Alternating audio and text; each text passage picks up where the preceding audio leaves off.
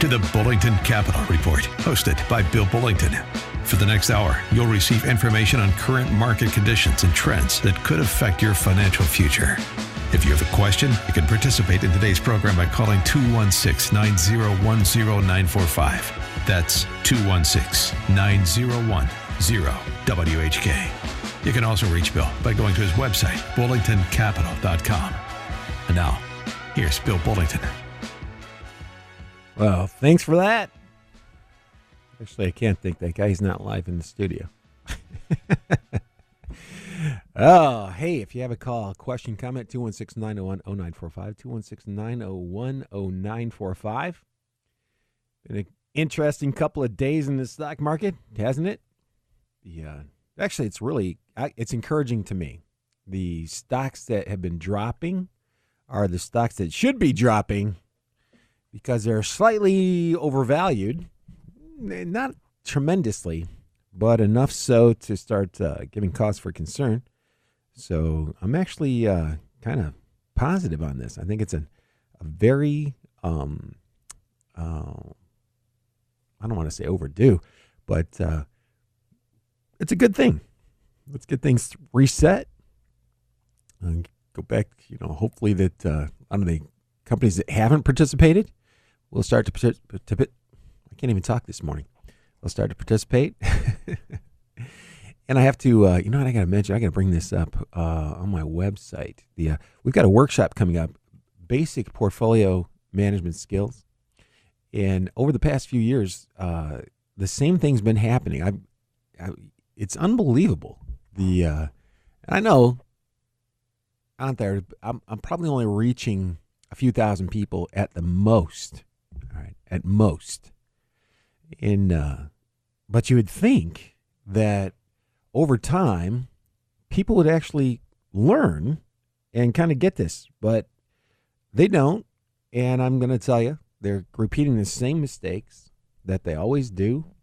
And if you're in large cap growth, you're making a mistake. That's why this class, this workshop's important. That's why the future for my little company, I think, is important. We're going to try to bring education, try to help. That's what we're going to try to do. You look at over the past 1, 3, and 5 years, which has affected the 10-year return, actually the past 3 and 5 years, growth-oriented strategies have dominated. By the way, those are the ones that went down the most in the crash. Think about that. They went down the most in the crash. And now that we're 10 years away from almost a full 10 years away, and the last 5 years have been dominated by growth-oriented strategies, that's what people are investing. That's where all the money is going to in the stock market. They're repeating the same mistakes. And you know why they repeat the same mistakes? Because they're not the same investors. 10 years ago, a lot of those people that are investing today were still in college, or were only out of college maybe a year or two. And now it's unbelievable that they don't study history. They have such easy access. Yeah, you can look this stuff up online. You can listen to shows like mine. Mine's not the only one out here that's talking about this. There aren't many, granted, but there are. And I got to tell you, you look at here. I'll give you an example. Russell 3000 Index, the top 3,000 companies in the country. 10-year average is 9.62. They got a Russell 3000 Growth Index. It's 11.44. Now, over a 10-year time period of compounding, if you were, let's say you accumulated $1 million, and I'm just picking that number out of the air, thin air, because I can do the math on this one in my head, and I don't need my calculator, which I don't have in my hand right now. So if you had $1 million 10 years ago and you'd invested, or if you had $1 million today and you'd started 10 years ago in the Russell 3000 Index, okay, versus putting it into the Russell 3000 Growth Index, the Growth Index, instead of having $1 million today, you'd have $1.25 million. You'd have an extra $250,000. Now, everybody, especially when I say it like that, they'll go, oh, well, obviously, you got to do the Growth Index. Not really. By the way, that $1 million that you got by putting in the Russell 3000, if you had put it in the Value Index, you'd only have about $700,000. Think about that for a second. So there's the same stocks, we're picking from the same pool of stocks. One method only produced 700,000 in gains. One produced $1 million. One produced 1.25 million. Now everybody says, "Oh yeah, you want the 1.25." Not really. If you go back over the last 30 or 40 years, the one that's done the worst in the last 10 years has actually done the best over the 40 years. And that's what I keep talking about. You're going to underperform sometimes when you're doing the right thing for a long time.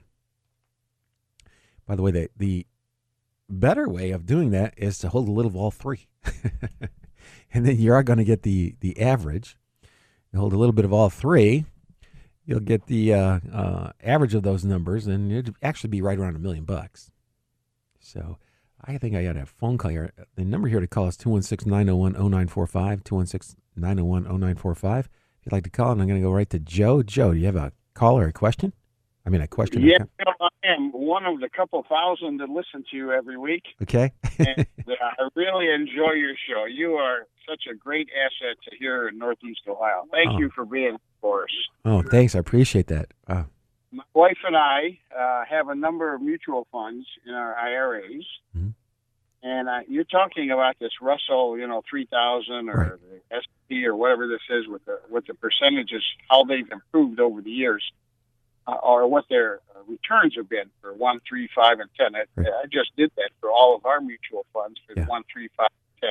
Right. And I'm wondering, is there a place that I can go to learn of what these performances have been for these different benchmarks?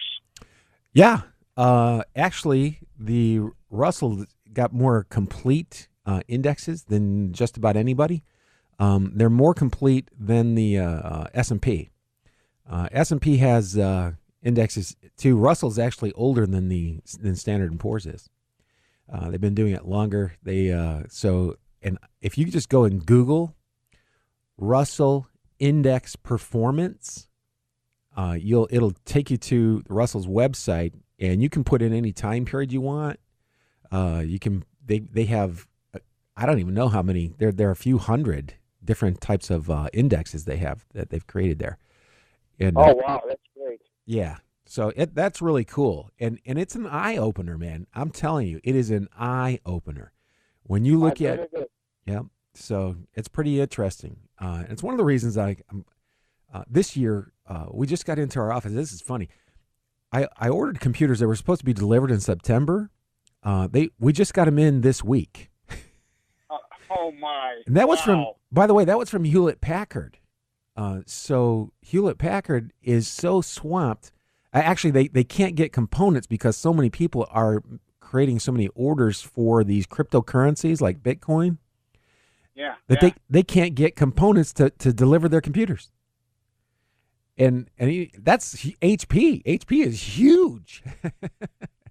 So that's how much the demand has been for that cryptocurrency craze. And all the miners out there, they're putting these computers together in their homes, and they're buying up all the components, so much so that a company as big as HP gets put on a waiting list. Oh my gosh! Yeah, wow. it's fascinating. Someday I'll have to visit you at your new location. I've been to your old one a couple of times, and still Holly and I haven't pulled the trigger yet, but looking to enjoy your radio show and attend some of your seminars, and one of these days we'll do some business together. That's all right. That sounds good.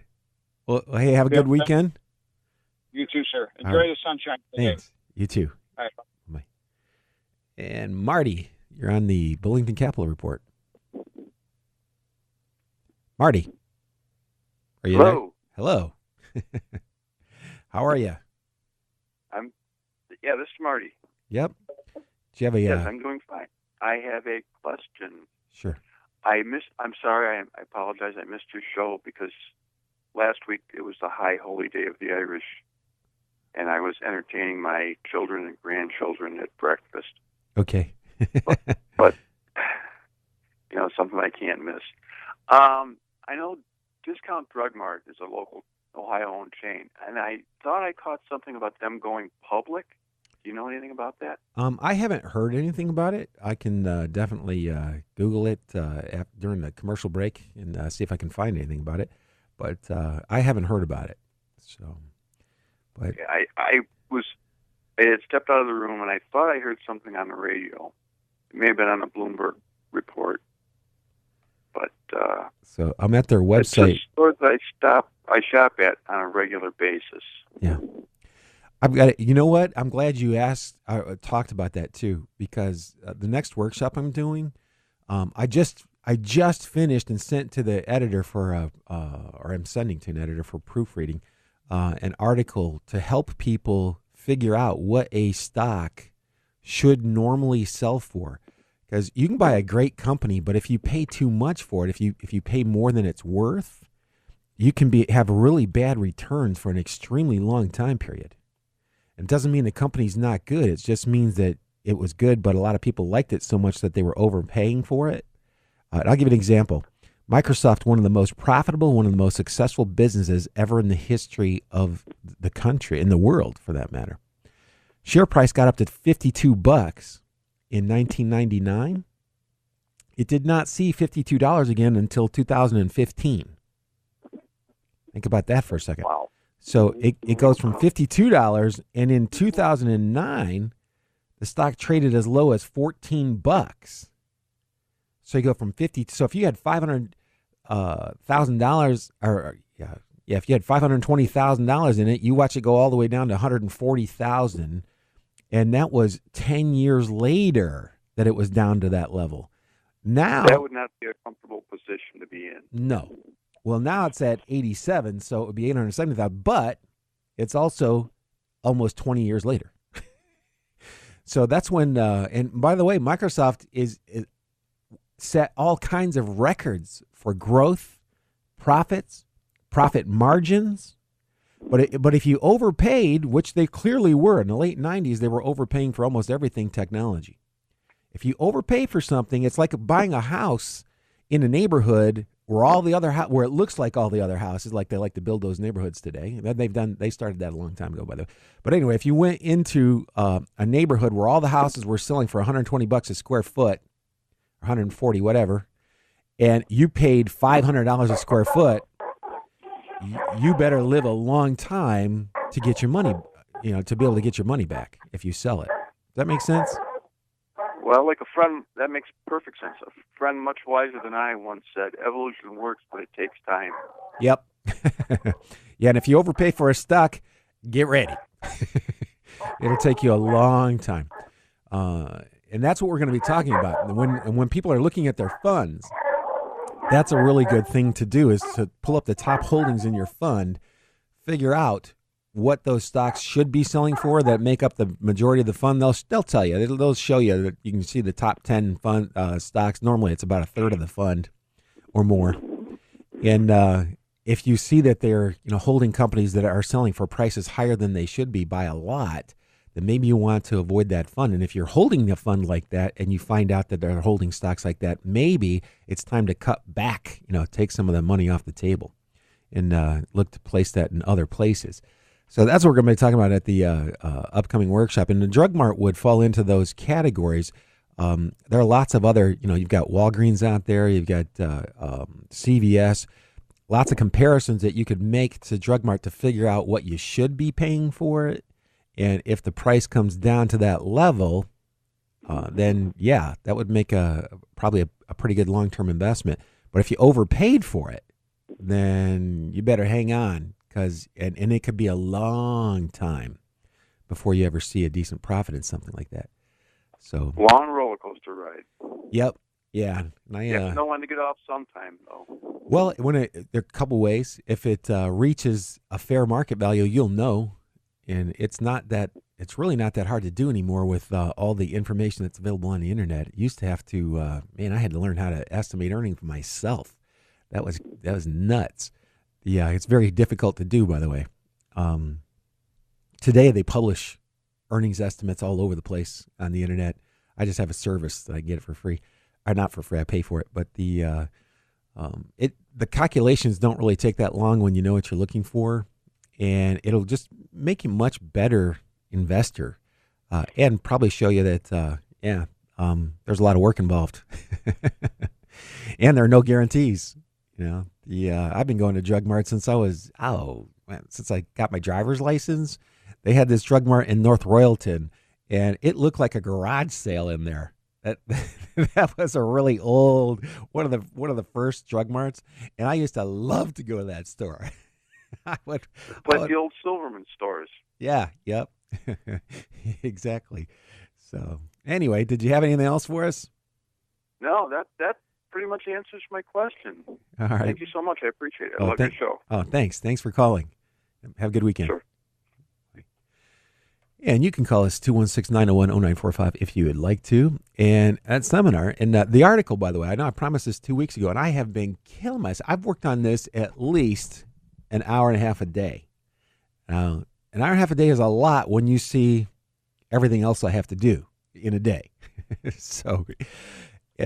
just got it finished. So learning basic portfolio management skills, we're going to be going over this a long time. And the reasons are many when you're looking at a fund. And I get people that ask me, hey, can you look at this fund for me? Okay, well, actually, I set up a website for all my clients, and I'm going to start to show them the portal that they can go in and do the research. They get access to research through my website, through their website that I make available to all clients. And they can look that up. So I'm going to start teaching how to use that. And the reason I'm teaching you how to use that is so that you can do a lot of this work. To look at a mutual fund, to evaluate a mutual fund, takes almost an hour if you're going to do a good job. It takes almost an hour for a single fund. And by the way, that's if you've been doing it for a while. If you're relatively new and you're trying to do all the things I'm going to show you during the workshop, it's going to take you longer than that.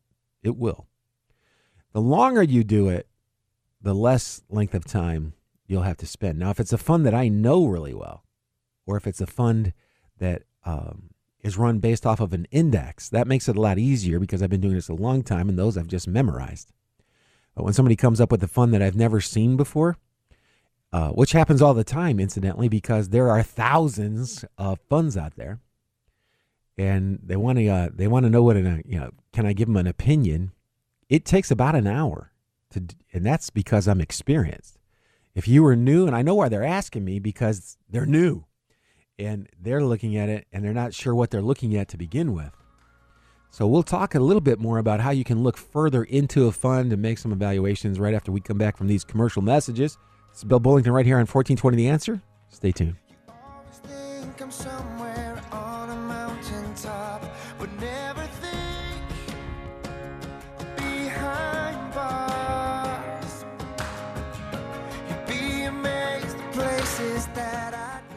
Let's simplify window shopping. You deserve a great product at a fair price. Empire Window Company's been serving this area for 58 years. They've got a lot of satisfied customers, like Big Chuck. Glenn, over the years, I've seen a lot of businesses come and go. Empire Windows has been in business for over 50 years. They're an honest, family-owned company that you can trust. They offer the highest quality windows installed by experts at a fair price. I have Empire Windows in my home. And how does this sound? 8 quality windows, locally built for your home, from $58 a month, from a name you can trust for 58 years. Empire Window Company, 877-70-EMPIRE. Thinking about vinyl siding? Try 35% off and free gutters with your siding project. Enhance the beauty and value of your home. Windows, siding, doors. 58 years in business. That's a lot of satisfied customers. Empire Window Company, 877-70-EMPIRE. If you drive down the street of any large shopping area, you will notice a number of mattress stores. They are everywhere, and it really makes you wonder if one is any different from another. This is Ron Trzynski of the Original Mattress Factory, and there is one mattress retailer that is truly different from the rest. In fact, there is one mattress retailer that is not really a retailer at all. At the Original Mattress Factory, we consider ourselves to be a manufacturer first and a retailer second. This separates us from the pack because our focus is on building the finest quality mattress sets available. Most of our sets feature a 2-sided mattress construction, stitched cotton upholstery, and real working box springs. In addition, we don't play the retail games that are so prevalent today. No phony sales or high-pressure sales tactics. Just quality products at an honest value. So stop into one of our stores and experience more than just a mattress store. Experience an original. Ahmad Crump here to tell you about a world champion organization serving Northeast Ohio for 50 years and still growing. Our Lady of the Wayside is expanding their services for people with disabilities to Summit County. Looking for an opportunity to make a difference in your life and the lives of others? Join their team in 2017. If you have a passion for people and are ready to learn new skills, the Wayside wants you. Call 440-934-6007 or go to thewayside.org. Proud partner of your Cleveland Cavaliers. Do you have one of those bathrooms that are old, outdated, or impossible to keep clean? Well, there's a new revolutionary product that transforms most baths in about 2 days. And it isn't a one-size-fits-all system either, or a Band-Aid over the top of your old bath. Joyce Factory Direct specializes in bath makeovers, where they completely remove your old dreary shower or tub and replace it with a new custom-fit solution. The result is a brand new, sophisticated, and stylish bathroom at a great price. Joyce Factory Direct's bath makeover system uses 100% non-porous acrylic, which means it'll stay beautiful for years to come because mold or mildew cannot accumulate. Their experts will help you with designing and choosing between different showers or tubs, which are available in dozens of colors and styles, including faux marble, granite, and tile. And like all Joyce Factory Direct products, it's built and guaranteed to last. Call now to schedule your free bath makeover appointment, 440-243-5700, or visit joycefactorydirect.com.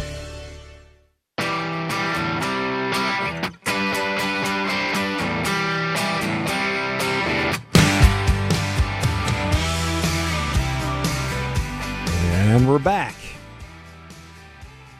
Okay, so just talking about quite a few topics here. If you have a question, give us a call, 216-901-0945. And I think, the market actually is almost down to correction territory.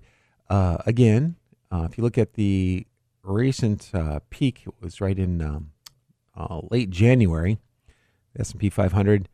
And it's down right around 10% from there, which anything above 10%, correction territory. Bear market's typically considered something that's below, where it's down 20%. That can happen at any time. Can't really predict that.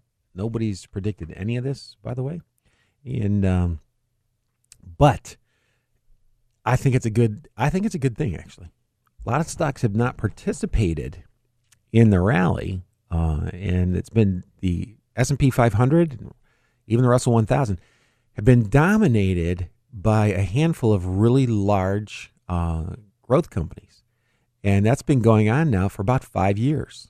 And it makes people think that maybe they're doing something wrong. And you look at the difference over the last 3 and 5 years in the different types of investments, there's a big gap. I mean, the value-oriented stuff is down, over a 5-year time period, about 30% less. I mean, it's only up, but it's up about 30% less than the growth-oriented stuff. And what's really fascinating about this, it's not just growth in general. It's large company growth. Companies like Amazon, companies like Google, companies like Apple. Well, Google and Apple is actually not overpriced. Actually, it's actually very fairly priced. It's not a bargain, but it's not overpriced either, and that's a good thing. However, if you look at Facebook, which took a pretty big whack, you look at what were the other ones? Amazon. Amazon's got a pretty high valuation. It's not obscene the way that it was back, the way they were back in the late 90s. It's not even anywhere close to that. That's why I'm not worried about it. But it's a little bit ahead of where it should be. And those have been the things that have been going up.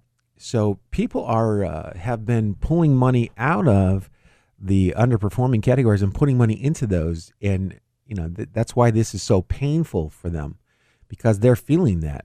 A lot of the other indexes are not down anywhere near as much as the S&P is right now. And that's that whole market cap thing, weighted thing that we've been talking about at every seminar. We'll be talking about it again. I'll bring it up at this seminar. There are things that you can do. Number one, you need to spread out your investments. You need to spread them out. You need to get other than just an S&P 500 or a fund that's kind of mimicking that. See, that's what we're going to talk about. If you go into your mutual funds, you see a mutual fund, it's got a pretty good track record, and 99 out of 100 people will just look at the track record and make a decision. They don't even read the management's discussion or the management's explanation of how the fund is going to be run, the strategy. They don't look at the top holdings, which you really need to do. So in order to do all that stuff, you got to get a little bit more education, and it's free. We don't charge for our seminars. You can sign up just go to my website, bullingtoncapital.com. And I really would like to help as much as I can. I really would. I'd like to see as many people be as successful as they possibly can be. And it's not easy. I'm telling you, when you're lagging the market by a lot in some years, and most years, you're going to lag the top performing category, because in order to be in the top performing category, you're going to have a crystal ball that works. Because those things change from time to time. And when they change, when something's gone up a lot, where else can it go? It's going to start to be a laggard at some point in time. And sure, there are lots of reasons that you can look around in the news and see why stock markets go up, why they go down. Most of it's just noise. In the long run, stocks have a tendency to do better than other investments, particularly if you look at a really long time period. When you look at a really long time period, they do fantastically well. Right now, some of them are actually more attractive than others. And the ones that are the most attractive, incidentally, are the ones that have not done nearly as well over the past 5 years. The ones that haven't done nearly as well over the past 5 years, the ones that haven't gone up nearly as much as the glamour large company tech stocks, are actually looking extremely attractive, especially if you look at their valuations.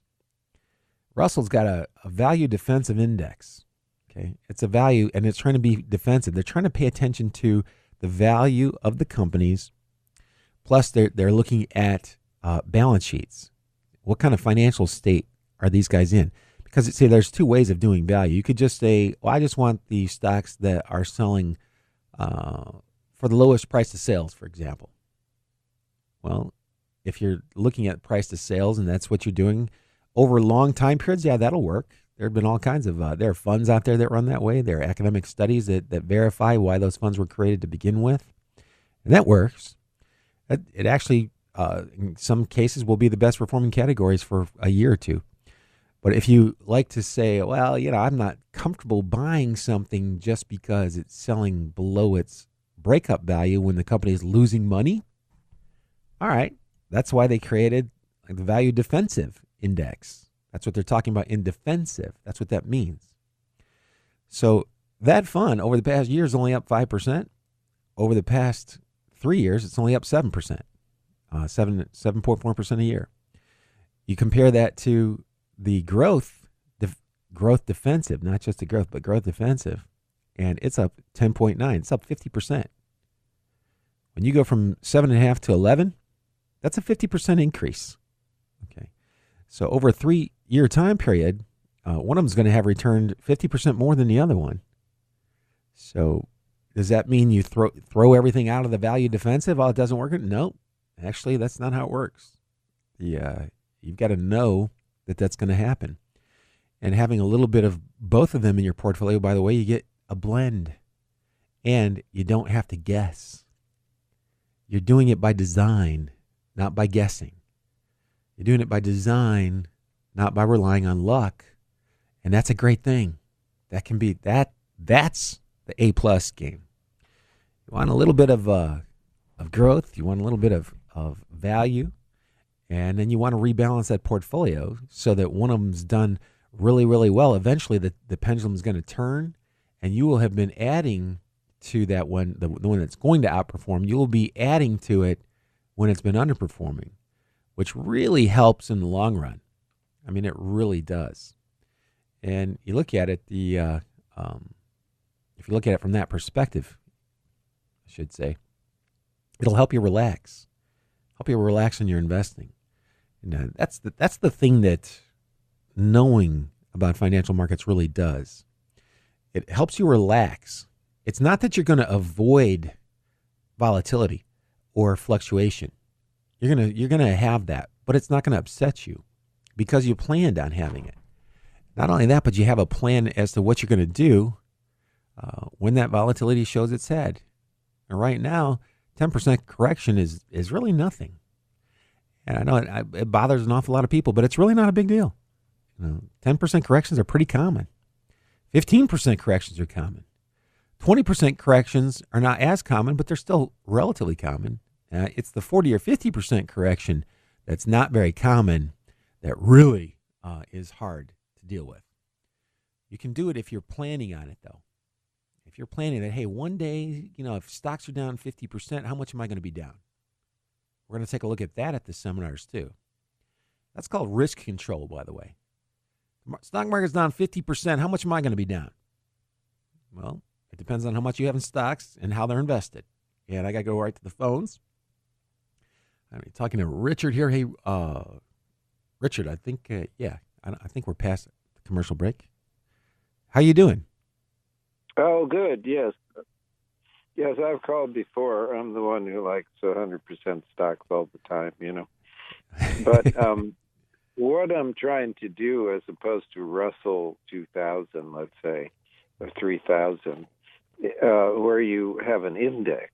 Right. I'm trying to hire a manager who hopefully would do better than that thing by selecting just a few stocks that they figure out, and hopefully those perform better than the index. Now, it doesn't usually happen with managers, but that's what I'm trying to do. Sure. That's a good thing. So have you picked stocks yourself?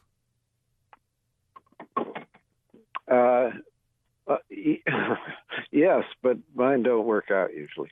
Okay.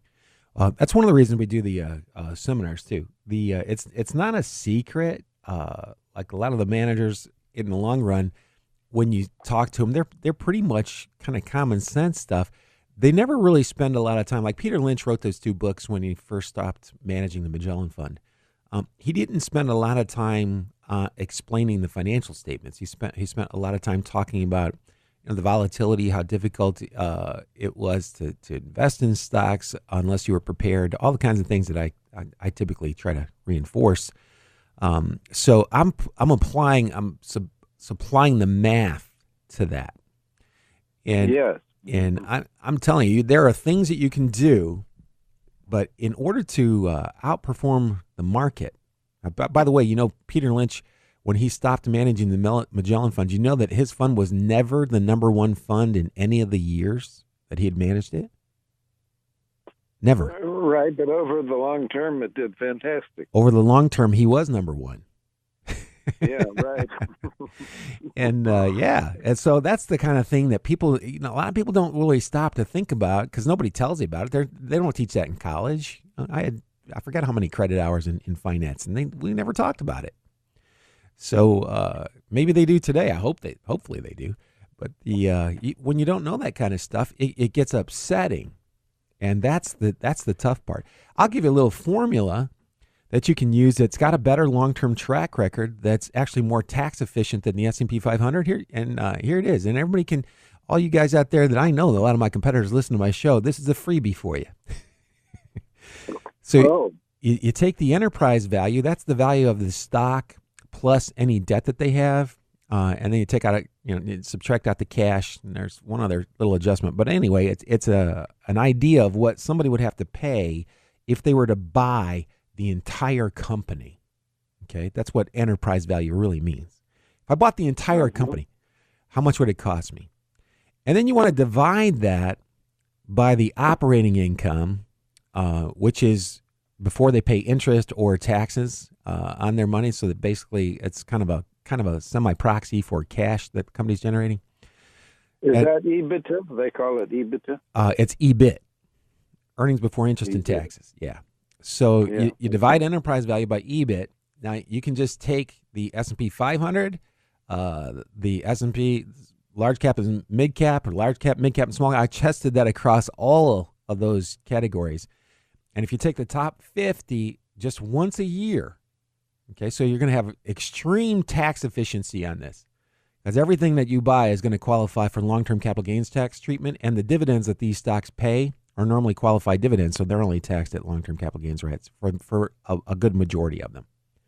So very tax efficient to do this way. Now, if you do that once a year, you're going to rebalance that portfolio. The long-term returns on that have been extremely. What was it Greenspan used to say? I can't remember. Exuberance. No, he would say not Greenspan, but my mind is going on me. I'm losing it today. Anyway, it was Warren Buffett's graduate, Ben Graham. He used to say sufficient. Oh, Ben Graham, yeah. So this is the guy that averaged 15% a year, even after having gone through the Depression and being down 70% at one point in time. His lifetime average was around 15% a year, and so he said that was sufficient. So I think if you did that, if you took the EBIT divided, you could do it with the S&P 5. Like I said, any of the indexes, you do it with the Russell 1000. You're going to get names that you recognize. What you're doing is you're buying stocks that are generating the highest level of cash per dollar that you're paying for the company. Yes. That's not a thing. That's a good one. And I run that. I have that model, by the way. I have my own portfolio, and so I really like that one because you recognize all the names, and you know. That in fact maybe next week I'll print out the list and just go through some of the stocks on the show, but just like the value indexes in the past 4 or 5 years have underperformed the growth, and that happens from time to time. But if you go back and you look back 10, 15, 20 years, then the value actually smokes the growth. So, but right. No, it's and you have to understand that as an investor, that if you want, I have a growth index that I use too. I use the S&P 400 and 600, or I'll just take the Russell 1000. I'll take the top, or I'll just line up all the companies by market cap, take the top 1,000. I'll eliminate the top 100 because I don't like the super large cap stocks getting in there. And then I just take the 40 stocks that actually have the best 6 months performance, and I'll rebalance that once a month. That's got an excellent long-term track record, too. I mean, it's excellent. Yeah. And those two things, by the way. This enterprise value that you're that you described there, if someone was just buying and holding stocks, which I don't like the idea of, I think everything should be managed and looked at. This would be one way you could do that if you were buying and holding. You could apply this test to all the stocks you own, and that would be and then once they help you figure out which ones are not doing well for you. Yeah. Hey, I got to take a real quick commercial break. Did you want to hang on, or it's up to you? No, that's good enough for today. Thank you. All right. Well, thanks for calling. Bye-bye. Listen to Bill Bullington right here on 1420 The Answer. I'll be right back.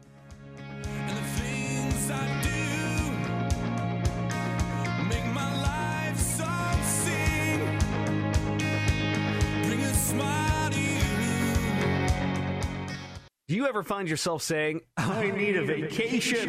Vacation Fixation can help. At Vacation Fixation, we specialize in all-inclusive trips and cruises to Mexico, the Caribbean, and Disney vacations. Why choose us? Our clients book through Vacation Fixation because they are frustrated with online trip brokers and timeshare scams. Whether it's a weekend getaway, a family trip, spring break, or honeymoon, Vacation Fixation will personalize a trip just for you. Want to know the hottest destinations in Cancun, Punta Cana, Jamaica, or Puerto Vallarta? Interested in room upgrades, beach reviews, or details about resort restaurants? How about finding a trip with a direct flight? At Vacation Fixation, we take all of your specific travel requests and shop our suppliers to find the best deal. What's the cost? Our suppliers pay us so you don't have to.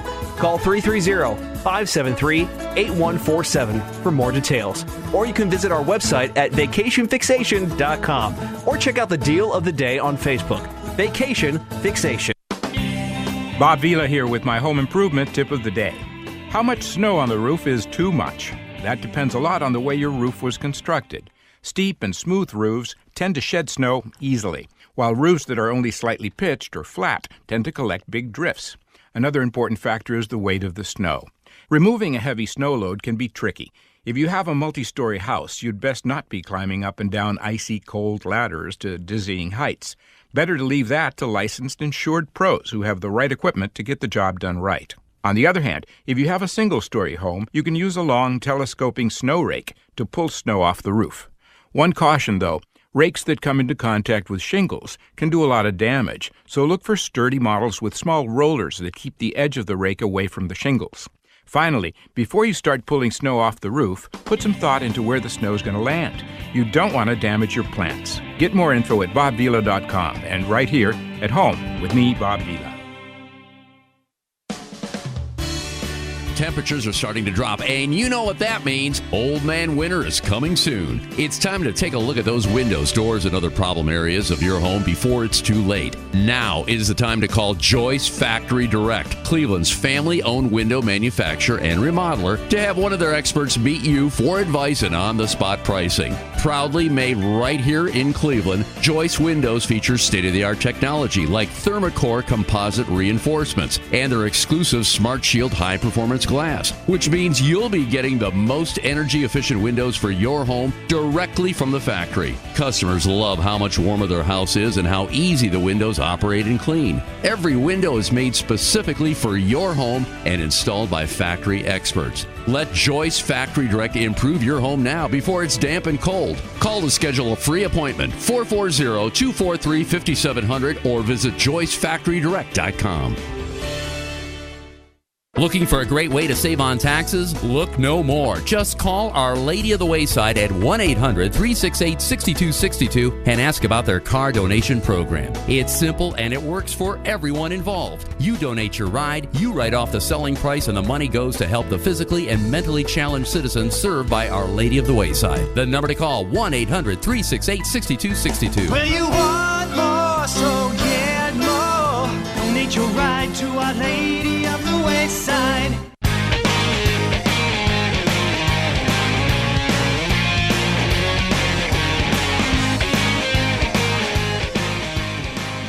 And we're back. Hey, you can always email me, Bill at bullingtoncapital.com, if you have a question. You can also call me in the office, 330-664-0700, or go to my website to sign up for one of the seminars.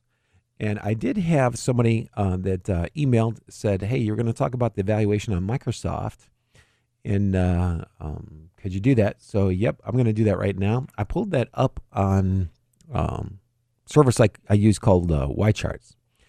And I look and I see over the past 12 months, Microsoft has had $98 billion in revenue. That's billion with a B. That's a lot. They were up 12%. Which is also a lot. You're up 12% on billions of dollars. That's a lot. So I go back and what I'm going to do then is I'm going to look up the analyst estimates, see what they're thinking. Now, I can estimate myself if I'd like to. But in an effort to save time, and because I'm on the radio, I'm going to look at the analyst estimates. There are lots of them, and I forget, there looks like there are 28. Yeah, about 28 analysts, professional analysts that publish for major Wall Street firms are publishing their estimates on for profits for Microsoft over the next 4 quarters. So I'm going to look to see. Let's see, you got basically a buck, right around $4 a share is what they're estimating. So 4 is, if I take $4 a share, if that's what they get, and by the way, when I go do a deeper dive and I look at what the history of Microsoft has been, that seems pretty normal. That seems pretty reasonable. So I don't think that the analysts here are stretching. Now, that's another whole question, doing your own estimate. I'm not going to get into that today. I will tell you, just take the analyst's average opinion for now. So it's right around $4 a share. It's actually slightly less than that, but not a lot. So just round it off to $4 a share. And $4 is 5% of $80. Okay. So what did I just do there? I took the $4 and I divided it by 5%. Why did I do that?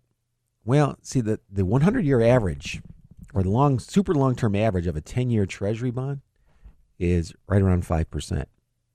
And the idea is that you'd really like to have about a 5% return on a stock because, after all, you are taking risk. And if I own the company, they're not going to pay out the profits as a dividend, 100% of the profits as a dividend. If I own the entire company, though, and let's say I were one of these buyout firms, if I own the entire company, that profit, that's a net after-tax profit, that's mine. So pre-taxes, it's going to be a lot higher than that. That's why you want to look at that. In real estate, they call that a cap rate. Here we call it an earnings yield. What's the earnings yield? Well, the earnings yield on Microsoft, if you were to take, actually, if you looked at the last 12 months, and they reported, let's see where that is. Oh, yeah, that's not an accurate one. They took a charge against earnings. So typically, that's going to be a tough one. Figures. Thanks a lot for calling in with that one. Just kidding. I think the earnings it was somewhere around $4 or $5. Yeah, somewhere around $4 or $5. So if you looked at that, and said, okay, its current share price is $87. It was a little over $90 a little while ago. $90 to get 5%, you'd have to make $3.60 a share for that to be worth it.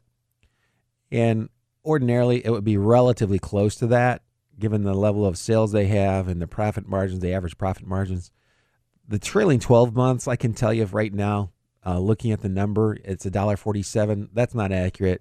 Something went on there that was unusual, so I would have to dig into that further. I can tell you that a more accurate number would be somewhere around like 30% net after tax profitability. Again, that puts us somewhere around $3.54. So I'll go through all that math in a future show. But right now, what I'm going to tell you is go and look up the analyst estimates. They're looking up at about right around $4. And the reason I'm saying look up the analyst estimates here is because Microsoft's reporting $1.47, and I know that something happened there. That's going to be the subject of another article. I told you I'd give you an easy one. Microsoft's not an easy one because something's happening there. They've had a lot of changes, and that makes it a little bit more difficult. Let me finish that one. If they were going to earn $4 a share, $4 a share is $5% of $80. So I really wouldn't want to pay a lot more than $80. It's selling for more than $80 right now, so I'm just not interested. Just not interested. Why? Because if I pay more than it's normally worth, then I may have to wait. There's only one of two ways that can come down where the earnings yield can get up to 5%, right? Either the earnings grow or the share price comes down. One of the two. Now, they don't have to grow a lot. So if you planned on holding Microsoft for the next 5 to 10 years, maybe you buy it here now because it's not grossly overpriced. And that's what I was talking about. Microsoft is not one of those companies that's it's not as nearly overpriced as a lot of the others. So if you're looking at a comparison of Microsoft to, say, an Amazon, Microsoft has a much lower valuation than Amazon does. So that would be the winner in that case. But they're both overvalued. Amazon's slightly more overvalued than Microsoft is. And people look at Microsoft, but it's done so well. Yeah, and it will until it doesn't. You've overpaid. What can I tell you? Let's compare that to Procter & Gamble. Okay, one of my favorite companies, especially now that the share price is down to, it's $75.91 yesterday is where it closed. I look at Procter & Gamble, and their earnings over the past 12 months were $3.75 a share. $3.75 a share. So if I multiply that, or if I divide that by 5%, and by the way, if you divide something by 5%, you can get the same answer by multiplying it by 20. There's a little math trick for you. Because dividing by 0.05 in your head sometimes is harder than multiplying by 2 and adding a 0 to it. But you come up with the same exact answer. It's funny. People think that when I don't tell them that and they hear me, well, what's 5% of this? And they think I'm doing the actual long division in my head. That's part Parlor trick. Anyway, it would be $75. Guess where Procter & Gamble is right now? $75.91. So it's right around where it should be. And I'm going, oh, sweet. By the way, the dividend yield on that company, 3.63. That's better than a, whatchamacallit, sharp stick in the eye. I'm kidding. That's better than a 10-year treasury. There's just the dividend yield. So if it's a question between Microsoft and Procter & Gamble, I go, I like Procter & Gamble better. The earnings yield is higher, and the growth is not all that high. It's only 3.2%. That's actually the earnings were down a lot from the year before because they took a charge against earnings. They spun off Gillette, by the way. The Gillette, what used to be part of Procter & Gamble. But see, I wouldn't have even gone there if I didn't look at the earnings and said, okay, well, what's a fair price for this? If it's not selling at a fair price, not interested. Why would you spend your time working on something or investigating something further? And oftentimes people get very upset with me because they'll come in and they'll say, well, what do you think of XYZ company? And I look at the company, it doesn't even have any sales yet. Like, well, yeah, it's just a business plan. You're investing in a business plan, not a real business. And I can tell you that is like the pinnacle of risk. That's as risky as you can possibly get. And they get upset because, they already decided that they liked the story. And I'm telling them that, no, that it's got to be developed further. They need to have sales. They need to have profits. They got to have a history. And it's not really that difficult. This information, all the information that I'm talking about, that I've talked about here today, has been on one website. I don't even have to click around on the internet anymore to find all the data. And by the way, you can find all this data for free if you want to go to Edgar's website. That's Electronic Data Gathering and Retrieval. It's owned by the SEC. So you don't have to pay for that. It's free. It's a little harder to read because you're downloading the documents that were uploaded to the SEC's database. But if you get a little practice with it, it's not too bad. It is much more cumbersome. It's a little slower. That's why I pay a few $1,000 a year for this service that kind of gathers that information directly from those filings and formats it and organizes it to make it a lot easier to work with. But, I have a loud overhead. I just take it because that's what I do for a living. They do have an investor version of that, incidentally. There's an investor version that's a lot less money. And if you're really going to be an investor, I think it's worth I think they charge $40 a month. I really think it's worth it. Man, I can't believe this hour went by that quickly. Anyway, hey, you've been listening to Bill Bullington here. I'm here every Saturday morning from 11 to noon. You can also catch this as a podcast on 955thefish.com. Have a good week, everybody. Good luck and good investing.